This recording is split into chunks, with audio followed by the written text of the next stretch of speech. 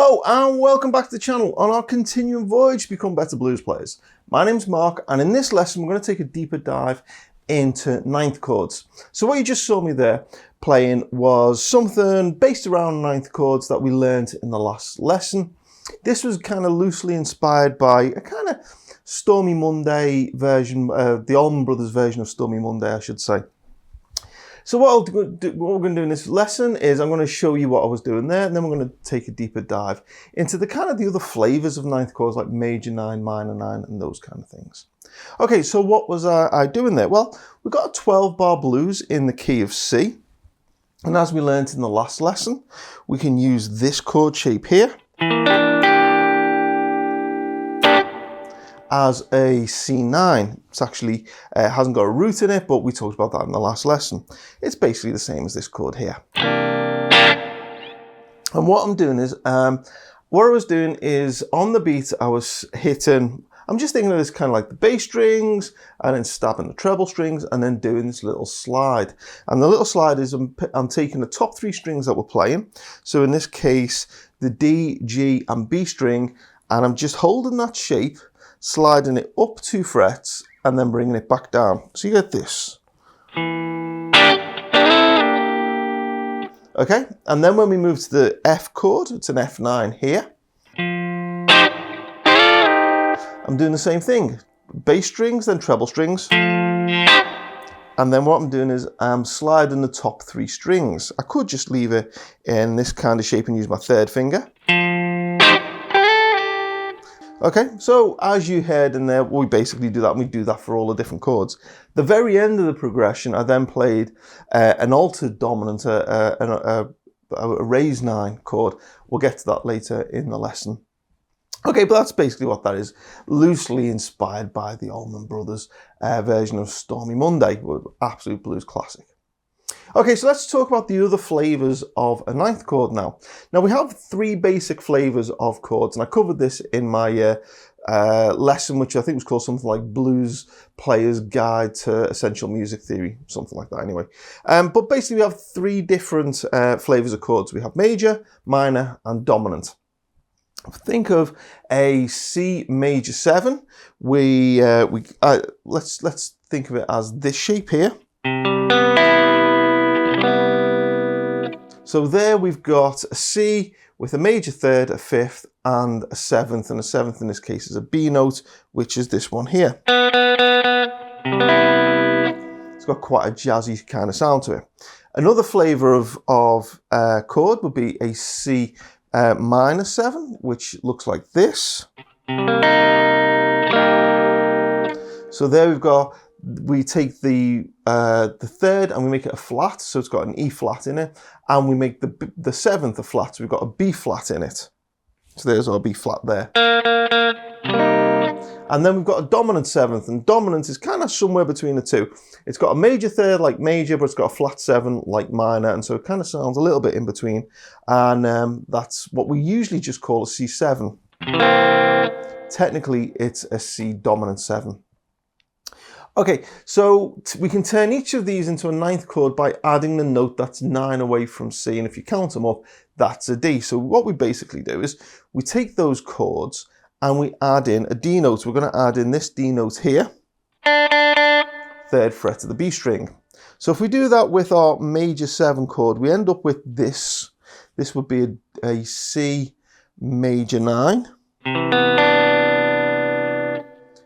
Quite jazzy sounding, I'll be honest, not something I ever use in blues. We can have a C dominant 9 where we take our C7 chord and we add that note there. We get this, which is the one we looked at in the last lesson. And then if we take our C minor chord, in order to make it a minor 9, I'm going to use it as this shape here. Okay, so that's our C minor 9. Now where we'd use a C minor 9 in a blues is if we took our regular 12-bar blues chord progression, let's say we'll stay in the key of C, and we just changed all of those chords into minor chords, so we're now playing C minor, F minor and G minor, then that's kind of like the easiest way to make a minor 12-bar blues.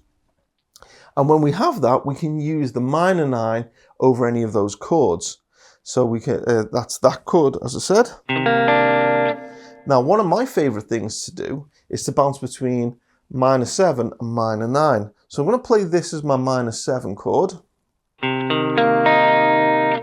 If you've never played that one before, it might be a little bit of a stretch, but once you get used to it, it's actually quite a not too difficult a chord to play, and it allows us to move between the minor 7 like this and the minor 9 like this.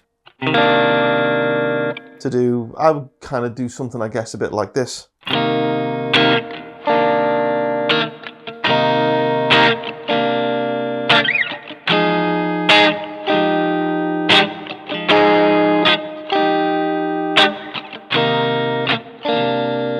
Okay, so there I'm just bouncing between that minor 7 shape and the minor 9 shape, and then brought it up for the F chord there, and then of course you've got the G chord there as well. So that's a great thing you can use it with. Okay, so we've looked at major 9, which I'll say we don't really use in blues, more of a kind of a jazz chord to me. We've got the major 9, we've got the minor 9, and what we call a dominant 9, which we just usually shorten to C9.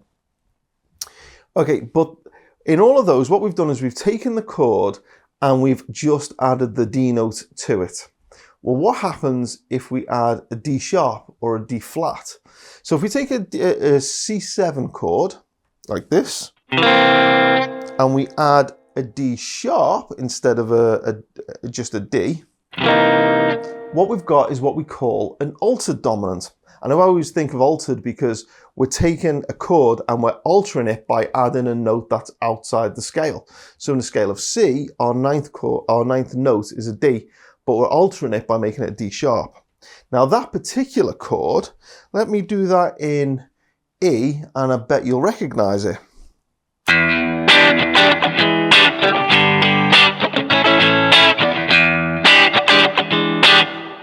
Okay, it's commonly known as the Hendrix chord because Hendrix popularized it. That's kind of like a really crummy version of Purple Haze in there. But that Purple Haze is a song that uses that Hendrix chord, that altered dominant chord really, really well. There are plenty of other bands use it as well. One of my favorites is actually a band from the 90s called King's X, who had this song, I think it was called Over My Head.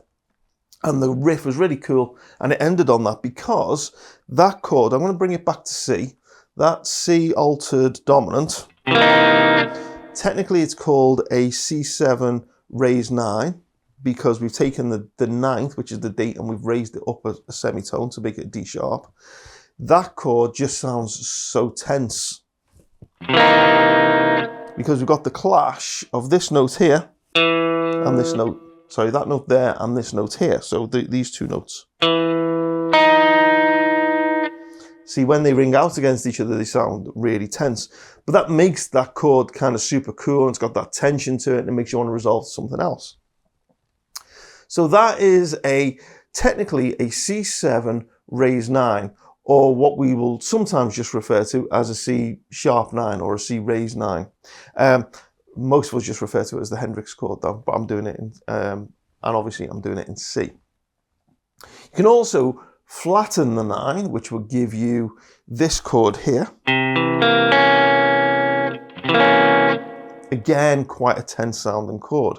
Now, where we'd use altered dominance in the blues is, if you think back to that example right at the start of this lesson, when we got to that G, the last chord in our chord progression, I used the altered dominant. So I actually played this G7 raised 9, or a G raised 9, as we'll call it.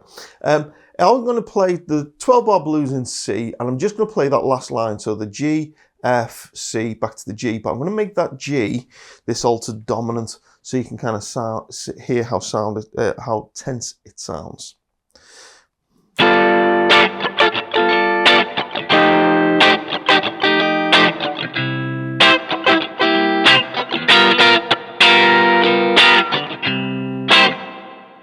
Okay, and when you use that as that last chord, so I'm doing that as the G altered dominant there. It's super cool because that last chord, that last bar is supposed to be tense. It's telling the listener, hey, we're not stopping here. This isn't the end of the song. We're going to start again. And adding that extra tension sounds really cool.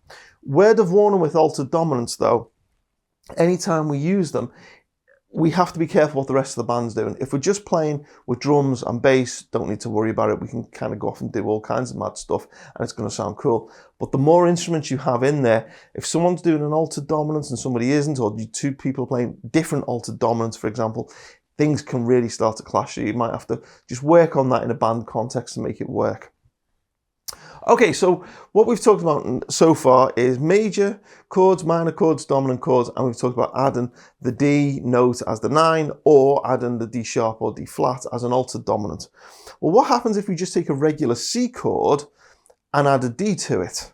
So if we take a regular C chord like this, and we add that note there, you get this, often played like this with the little finger on top as well. You might recognize that as a C2 or a C add 2.